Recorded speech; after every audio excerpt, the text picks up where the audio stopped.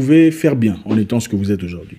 Mais si vous voulez exceller, vous voulez devenir quelqu'un d'inévitable, une personne non remplaçable, non interchangeable, il faut devenir addict, hein, créer une obsession dans ce que vous faites. C'est la seule façon de véritablement se distinguer.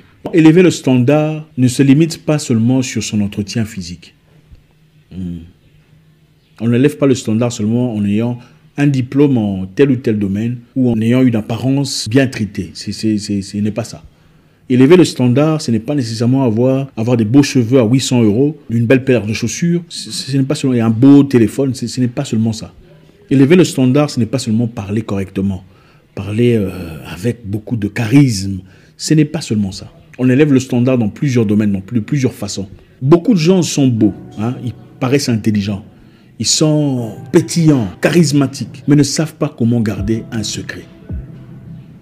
Et c'est très triste de voir cette génération, notre génération. Et quand je parle de cette génération, je prends de 18 ans à 50 quelques. Beaucoup de gens sont incapables de garder un secret. Une personne vient vous parler avec ses problèmes personnels. S'ouvre à vous en tant qu'ami ou grand frère, ou aîné, ou oncle, peu importe, ou pasteur. Vous prenez tout ce qu'il vous a dit, vous allez raconter aux gens. D'ailleurs, tu sais, le boulot là-bas est fini. Il est venu me voir. Ils sont en difficulté. Pourquoi vous faites ça? C'est un manque de maturité, un manque de classe, un manque d'aisance, un manque d'élégance. Immaturité totale. Il y a des choses qu'on ne dit pas, même pas à votre épouse. Je suis désolé. Quand une personne s'ouvre à toi sur des sujets sensibles à ce point-là, pourquoi tu vas dire à quelqu'un? Il faut savoir fermer sa bouche. Vous aidez une personne, par exemple. Une amie vient vous parler de ses problèmes personnels, de sa vie, de son couple, de ses difficultés. Pourquoi vous allez dire ça aux gens? Oh, d'ailleurs, elle, son mari, là-bas, ça ne marche pas. Elle m'a dit, il paraît que... Pourquoi vous dites ça? Une personne vous dit, moi et mon mari, sur le plan intimité, ça ne marche pas. Pourquoi vous allez raconter aux gens? Elle s'est ouverte à vous, peut-être elle n'avait peut-être pas envie de le faire, elle était stressée, hein, peut-être qu'elle le regrette, mais elle ne peut pas dire qu'elle le regrette. Vous partez dire ça à quelqu'un, pourquoi vous faites ça? Quelqu'un vous dit des secrets, des choses vraiment importantes pour lui. Vous vous prenez la tête, vous vous séparez, vous commencez à exposer ça. Manque de caractère et de maturité et de personnalité. Manque d'élégance. Il faut être humain. Vous savez, être humain, ce n'est pas seulement avoir 2 mains, des pieds. Être humain, c'est dire, toi et moi, nous ne sommes plus amis. Mais ce que tu m'as dit en privé, je ne le dirai à personne. C'est ça, être humain. Les humains ne sont pas égaux. Que personne ne vous trompe. Les humains ne sont pas égaux. Les humains n'ont pas été fabriqués de la même façon. C'est faux. Un vrai humain, tu lui dis des choses qui touchent, des choses de ta vie, de ta famille. Même si vous vous prenez la tête pour toujours, vous vous séparez. Mais ces choses-là, jamais ne dévoilent. C'est là qu'on connaît la différence. C'est pourquoi vous voyez des gens, non? Il ou elle sortait avec quelqu'un. Ils étaient en couple. Ils étaient très bien. Mais quand le couple est fini, d'ailleurs, dans leur famille, ils sont... rubbish. La mauvaise, la racaille. C'est ça la racaille. L'élégance, c'est savoir garder les choses intimes, protéger ces choses-là. Votre séparation ne doit pas affecter les secrets que vous avez partagés. C'est ça un vrai humain. Quand vous avez un problème avec quelqu'un, on va faire vite. Au lieu d'aller dire à tout le monde ce qui se passe entre vous, ou ce que vous croyez être en train de se passer entre vous, pourquoi vous n'allez pas parler à la personne elle-même?